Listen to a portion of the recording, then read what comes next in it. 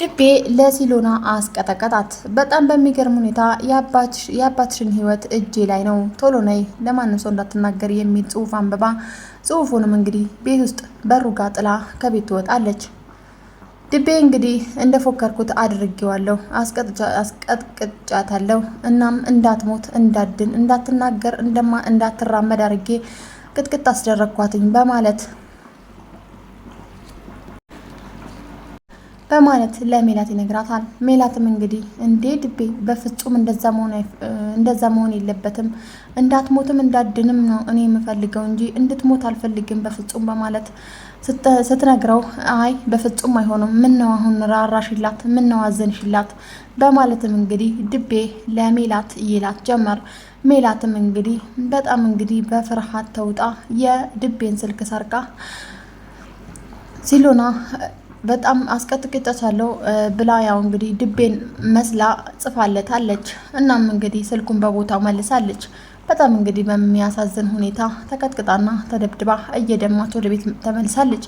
ሰላም ሰላም፣ ውድና የተከበራችሁ የይና ዩቲዩብ ቤተሰቦች እንዴት ናችሁ? ደህና ናችሁ? በያላችሁበት ስፍራ ሰላማችሁ ብዝት ትርፍ ይበልልኝ። ለዚህ ቻናል አዲስ የሆናችሁ ላይክ፣ ሼር፣ ሰብስክራይብ በማድረግ ቤተሰብ ይሁኑ። እንዲሁም የደውል ምልክቷን በመጫን የመለቃቸውን ቪዲዮ ቶሎ ማግኘት ትችላላችሁ። እናም እንግዲህ ዛሬ ሲሎና ክፍል 7 ይዤላችሁ መጣሁኝ። ሲሎና ድራማ በጣም አስተማሪና አንገብጋቢ በጣም ደስ የሚል ድራማ ነው።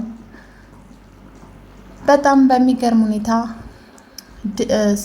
ኦርካ ለሲሎና ያለውን ፍቅር ገለጸላት።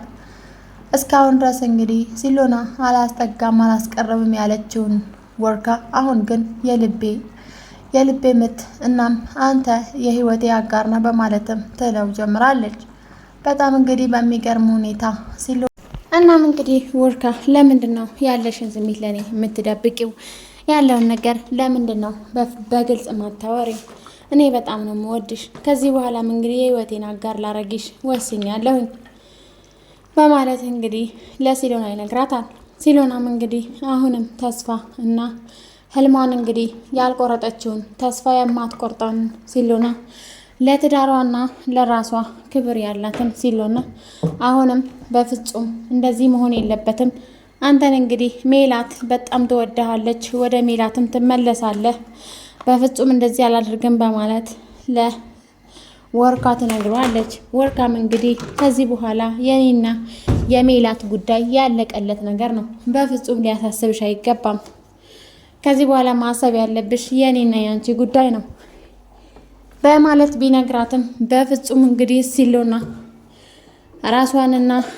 ራሷን ልትገታ አልቻለችም። በጣም እንግዲህ በሚገርም ሁኔታ የራሷን ያላትን ስሜት መግለጽ እስካሁን ድረስ አልቻለችም።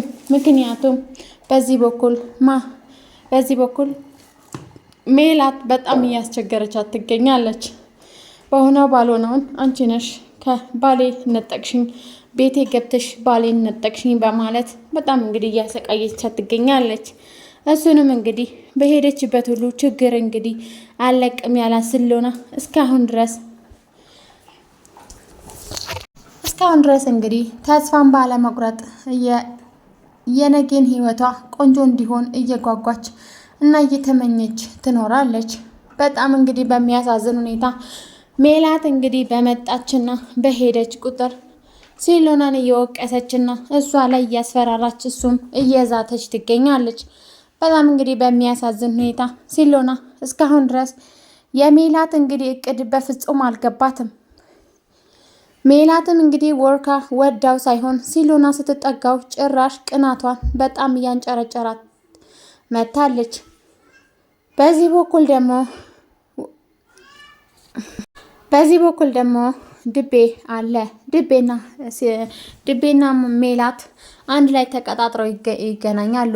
እናም እንግዲህ እየጠጡ ሳለ በዛም እየጠጡ አምሽተውና እየሰክረው ማለት ነው ወደ ድቤ ቤት ይሄዳሉ።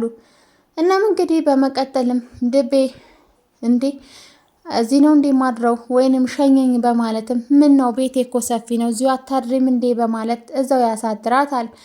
እናም እኔ ሳሎን ተኛለሁ አንተ ገብተህ ተኛ ብትለውም በፍጹም አልጋችን ሰፊ ነው ገብተሽ መተኛት ትችያለሽ እንግዳ ነሽ በማለትም እንግዲህ ድቤ ለሜላት ይነግራታል። ሜላትም እንግዲህ ስካር ላይ ስለነበረች እሺ በቃ ብላ ከድቤ ጋር አንድ ክላስ ያድራሉ። በመቀጠልም እንግዲህ ስትነቃ ከድቤ ጋር ራሷን ታገኘዋለች። በጣም እንግዲህ በሚያሳዝን ሁኔታ ዘልዛለዋ ሜላት በጣም እንግዲህ ትደነግጥና እንዴት እዚች ጋር ራሴን ላገኘው እችላለሁኝ? እንዴት እንደዚህ ሊሆን ይችላል? ድቤ ጉድ ሰራሃኝ በማለትም ታጨበጭባለች። ምን ነው ግን ሴቶች ሁላ የሆነ ነገር ካረጋችሁ በኋላ እንደዚህ ራሳችሁን ከጥፋቱ ነፃ ለማድረግ የምትሞክሩት በማለትም መልስ ሰጥቷታል ድቤ። እናም እንግዲህ ከዚህ በኋላ እንግዲህ ለማንም ሰው እንዳትናገር የተፈጠረውን በማለትም ታስጠነቅቀዋለች። ድቤም እንግዲህ ሂጂ ወደዛ እኔ ውሸት ወረኛ መሰልኩሽ እንዴ በማለትም መልስ ሰጥቷታል። በሚያሳዝን ሁኔታ ሜላት ከቤቱ ተነስታ ትወጣለች። እናም ወደነ ሲሎና የምትኖርበት ወይንም ወደ ወርካ ቤት ትሄዳለች። ወርካና ሲሎና እንግዲህ ቁጭ ብለው ፍቅራቸውን እያጣጣሙ ነበረ። እናም እንግዲህ ምን እያደረጋችሁ ነው? እንዴት ታደርጉኛላችሁ? ጉድ ታገር አይኗን በጨው አጥባ ጉድ አደረጋችሁኝ በማለትም ዘራፍ ትላለች። እናም እንግዲህ ወርካ ከዚህ በኋላ እኔ ለአንቺ ምንም አይነት ቦታ የለኝም፣ አላፈቅርሽም፣ አልፈልግሽም በማለትም መልስ ሰጥቷታል። በጣም እንግዲህ በሚያሳዝን ሁኔታ በጣም ፎክራና ደንፍታ ከዛ ቤት ትወጣለች። ከዚህ በፊት እሷ በሽተኛ ናት፣ እሷ በፍጹም ላንተ አትሆንህም። እናም እንግዲህ ባሏ የሚደበድባትና የሚቀጠቅጣት በምክንያት ነው፣ በሽተኛ ስለሆነች ነው በማለትም ለወርካ ልታጠፋፋበትና እሷን ለማንቋሸሽ በሱ ፊት ብትሞክርም ግን የወርካ ፍቅር በጣም የጠነከረና የደረጀ ነበርና በፍጹም ሊሰማት አልቻለም። በጣም እንግዲህ በሚያሳዝን ሁኔታ አሁንም በሽተኛ ናት፣ በጣም አስቀያሚ ሴት ናት በማለትም ብትነግረውም ወርካ ግን ሊሰማት አልቻለም። ይሁን ችግር የለውም እና ራስሽን ጠብቂ በማለትም ብዙ ጊዜ ያስጠነቅቃት ነበር። በጣም እንግዲህ በሚያሳዝን ሁኔታ መጨረሻውን እንግዲህ ነገ ጠዋት ከዚህ ቤት ካልወጣሽ በፍጹም አልተውሽም፣ እገልሻለሁ በማለት ብታስፈራራትም ሲሎና ግን የሚሄድ ሰው ትመስላለች፣ ግን መልሳ እዛው ናት ማለት ነው። ምክንያቱም ሜላት በማያገባትና በማይመለከታት ነገር ነው የምደነፋው። ምክንያቱም ወርካ አይወዳትም ሜላትም እንግዲህ ፍቃድን ሳትጠይቅ እና ሳትደውል ሳትናገር ነው ወርካ ቤት የምትመጣው። ያንን እንግዲህ ያየችውን ሲሎና በፍጹም ልትጠነቀቅ አልቻለችም።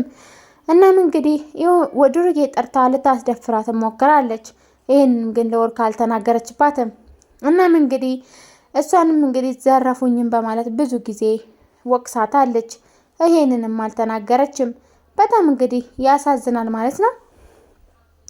ሰላም ሰላም፣ ውድና የተከበራችሁ የኢና ዩቲዩብ ተመልካቾች በያላችሁበት ዓለም ዳርቻ ሰላማችሁ ብዙ ትርፍ ይበልልኝ። ቪዲዮውን እስከ ፍጻሜ ድረስ ተከታተሉት። በጣም ቆንጆና አስተማሪ ድራማ ነው። በጣም ደስ የሚል ድራማ እና የሰዎች መሀል ላይ በጣም ጭካኔና እዝነትን ያለበት መተሳሰብና በፍጹም ደግሞ መረገጥን መገፋትን ያለበት ብዙ አዘል የሆነ አስተማሪ ድራማ ነው ማለት ነው። እስከ መጨረሻው ድረስ ተከታተሉት። ቀጣዩ ክፍል እንግዲህ እንደሚሆን አይታወቅም። ብዙ ጊዜ ግን የሲሎና ችግር ማለት ነው ያላት የምትደረገውን ነገር ለወርካ አትናገረውም፣ ጸጥ ነው የምትለው ማለት ነው። ይሄንንም ደግሞ እሷ ጉዳት ላይ እየጣላት ይገኛል። ማህሌትን ደግሞ ያለውን ነገር ቀጥታ ለወርካ እንደዚህ ነው፣ እኔን ደግሞ በፍጹም እሷን ማየት አልፈልግም ብላ በአግባቡ አትናገረውም ማለት ነው። እሷም በሌላ መንገድ ያችኛውም በሌላ መንገድ ነው የሚሄዱት። እናም እንግዲህ ይሄ ነገራቸው ውስብስብ አድርጎታል።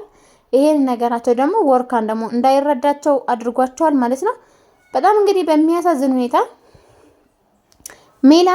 አሁን ሜላት ያለችበት ሁኔታ በጣም አስከፊ ነው። ያው እንግዲህ ራሷን ሳታውቀው ብዙ ቦታ ውስጥ ራሷን እያስገባች ነው እና እንደውም በቅናቷ ምክንያት ወርካ እንዲጠላት ነው ያደረገችው። ምክንያቱም ከመጀመሪያ ጀምሮ በቀጥታ መንገድ ራሷን ብትጓዝ ኖሮ ወርካ ራሱ አይጠላትም ነበር ማለት ነው። እናም በጣም ነው የሚያሳዝነው። በጣም እንትን ይላል ማለት ነው። አስተማሪ ድራማ ነው። ምክንያቱም የሚገጥመንን ነገር ለምንፈልገው ሰው ማማከርና መፍትሄ መፈለግ የመሰለ ነገር የለም። ቅናት ባይዞ መጥፎ ነው ፋሚሊ፣ ምክንያቱም ብዙ ነገራቶችን ያበላሻል። እናም በቀጣይ ክፍል እንግዲህ ምን እንደሚሆን አይታወቅም። እስከዛ ድረስ ቸር ቆዩልኝ።